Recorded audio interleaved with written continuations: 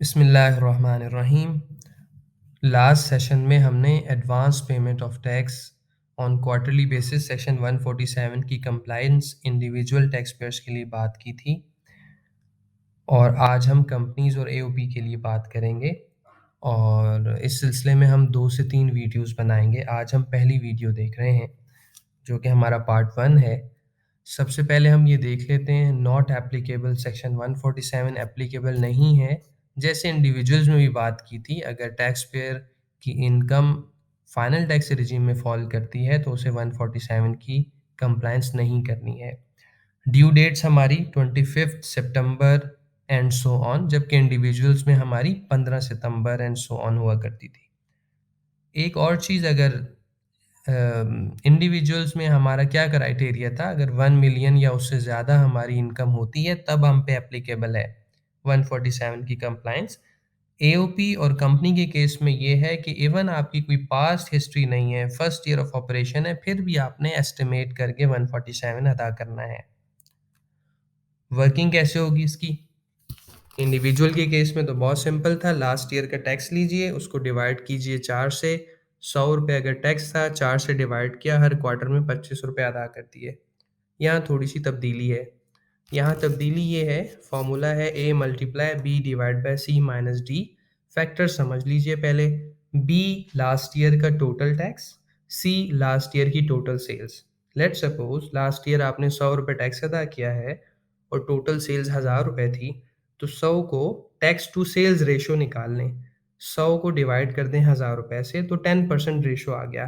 तो it means B to C is tax to sales ratio 10% आ गया।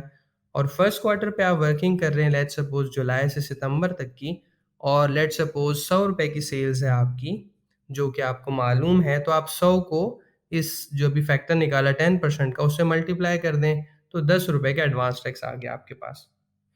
तो बुनियादी फ़र्क ये हुआ कि कंपनी और एओपी की वर्किंग में ये करते हैं कि लास्ट ईयर का जो टैक्स टू सेल्स रेशो बनता है उसको करंट क्वार्टर की सेल से मल्टीप्लाई करते हैं, बस ये फ़र्क है। और माइनस डी, जैसे वहाँ हम एडवांस टैक्सेस जो क्वार्टर में कट जाते हैं माइनस करते थे, यहाँ पे भी माइनस कर देंगे। नीचे ब्लैक कलर में एक नोट लिखा हुआ है, अगर आपको ए मालूम नहीं है, टर्नओवर फॉर द क्वार्टर मालूम नहीं है, कोई बात नहीं। आप क्या करें, लास्ट ईयर की सेल्स लें, उसको 10% से बढ़ा दें। जैसे अगर 1000 रुपये की सेल थी, उसको 10% से मल्टीप्लाई 1.10 से मल्टीप्लाई कर दें, तो 1100 हो गई। उसको डिवाइड कर दें 4 से, तो ये आपकी क्वार्टर की सेल्स आ गई। तो एओपी और कंपनी के लिए वर्किंग का ये तरीका है। फिर अब सेकंड क्वार्टर में आ जाएं।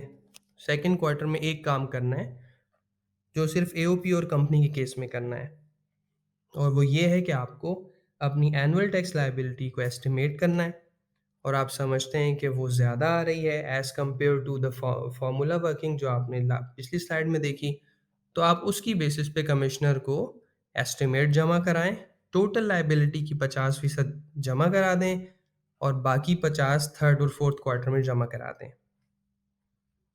और फिर फोर्थ क्वार्टर की जब ड्यू होगी इंस्टॉलमेंट, उससे पहले कभी भी थर्ड क्वार्टर में भी और फोर्थ क्वार्टर पे भी आप एक काम और करें, दोबारा से असेस कर लें अपनी एडवांस टैक्स लायबिलिटी को। अगर उसमें कोई डिफरेंस आ रहा है, अगर वो कम आ रही है तो कम पे कर दें, लेकिन कम होने की सूरत में कमिश्नर को इंटीमेट कर दें, और ज़्यादा आ रही है तो फिर तो ज़ाहिर है आप जमा करा दें, एफबीआर को तो टैक्स बुरा नहीं लगेगा ज़्यादा आते हुए। तो इस तरह से आपको चलना है। अगर ये समझ ना भी आया हो तो अभी हम एक केस स्टडी देखते हैं, उसमें बिल्कुल क्लैरिटी आ जाएगी। सिनेरियो ये है कि एक लिमिटेड कंपनी है जिसके पास प्रॉपर्टीज़ हैं और उसने रेंट पे दी हुई है। जब रेंट पे दी है तो 10-10, 20-20 साल के रेंटल एग्रीमेंट बनते हैं। तो सोर्स डॉक्यूमेंट रेंटल एग्रीमेंट्स हैं, तो वहाँ रेंट बिल्कुल फिक्स होता है, आपको रेंटल पता है। तो ये मसला तो हमारा ख़त्म हो गया कि फॉर्मूले का जो ए था कि टर्नओवर फॉर द क्वार्टर क्या है, वो तो नोन है, ये तो है ही, मसला ही ख़त्म हो गया कि हमें मालूम नहीं है। ये मसला आएगा ट्रेडिंग कंपनी में, वो हम सेकंड पार्ट में देख लेंगे।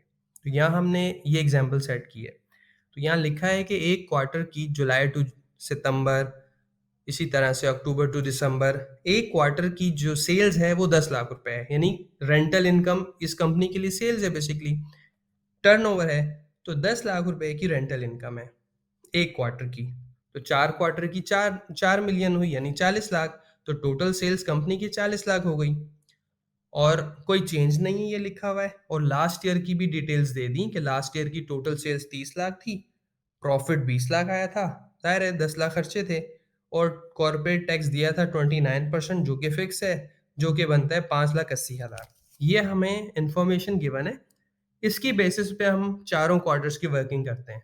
फर्स्ट क्वार्टर में आ जाएं, अगेन आप क्या करें, लास्ट ईयर का टैक्स कितना था, 5,80,000, लास्ट ईयर की सेल से डिवाइड कर दें 30 लाख से, एक फैक्टर आ जाएगा, परसेंटेज आ जाएगी, और इसको मल्टीप्लाई कर दें इस क्वार्टर की सेल्स से यानी रेंटल इनकम से 10 लाख से, तो ये आ गया 1,93,333।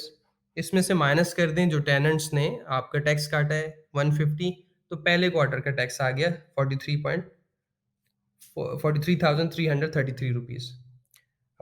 सेकेंड क्वार्टर में आ जाएं, सेकेंड क्वार्टर में अगेन हमने कहा था कि आपको एस्टिमेट करना है। आपने प्रॉफिट एस्टिमेट किया कि जी 4 मिलियन इनकम है, 1 मिलियन के एक्सपेंसेस होंगे अंदाजन, और 30 लाख का प्रॉफिट आएगा। तो टोटल टैक्स मेरा बनता है 8,70,000। तो इसका मतलब है टैक्स मेरा ज़्यादा आया है। तो सेकेंड क्वार्टर में अब क्या करना है, मुझे ये एस्टिमेट भी कमिश्नर साहब को देना है और उसे ये बताना है कि जी मेरा टोटल टैक्स 8,70,000 था। अब मुझे कितना पेमेंट करना है यहाँ पे, 50% ऑफ टोटल टैक्स। 8,70,000 का 50% बना 4,35,000। पहले क्वार्टर में मैं 43,000 दे चुका हूँ और फर्स्ट क्वार्टर में 1.5 लाख मेरा टेनेंट्स ने विदहोल्ड किया, सेकंड क्वार्टर में भी ज़ाहिर है विदहोल्ड किया, तो टोटल 3 लाख रुपए विदहोल्ड कर लिया। तो 4,35,000 में से 3 लाख भी माइनस कर दें, 43,000 भी माइनस कर दें, तो सेकंड क्वार्टर की जो एडवांस टैक्स की लाइबिलिटी आ गई वो आ गई 91,600 667। ये आप चालान पे कर देंगे। अब थर्ड और फोर्थ क्वार्टर की लाइबिलिटी कैसे होगी, हमने ये पढ़ा था कि जब आप सेकंड क्वार्टर में एस्टिमेट कर रहे हैं और आप समझते हैं कि ज़्यादा टैक्स आ रहा है तो आप उसी कुछ बेसिस को बना लेंगे, और थर्ड और फोर्थ क्वार्टर से पहले आप दोबारा असेस कर लें। हम इस केस में असेस करने की ज़रूरत ही नहीं है क्योंकि हमारे पास सेल्स बिल्कुल कंफर्म है, टैक्स हमारा कंफर्म है, एक्सपेंसेस कंफर्म है, 19-20 हो सकता है। तो लिहाजा हमें यही करना है कि जो 8,70,000 रुपये की एक्चुअल टैक्स लायबिलिटी थी और 50% में दे चुका था, तो रिमेनिंग 50% में से 25% थर्ड क्वार्टर में और 25% फोर्थ क्वार्टर में दे देना चाहिए।